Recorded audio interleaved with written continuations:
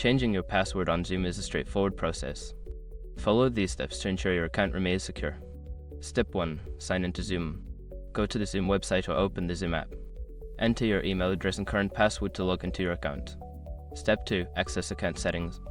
Once logged in, navigate to the My Account section. This is usually found in the upper right corner of the screen. Step 3. Go to Security Settings. In the Account Settings menu, look for the Security tab. Click on it to access your security options, including password management. Step 4. Change password.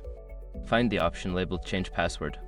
Click on it, then enter your current password followed by your new password. Make sure your new password meets the security requirements. Step 5. Save changes.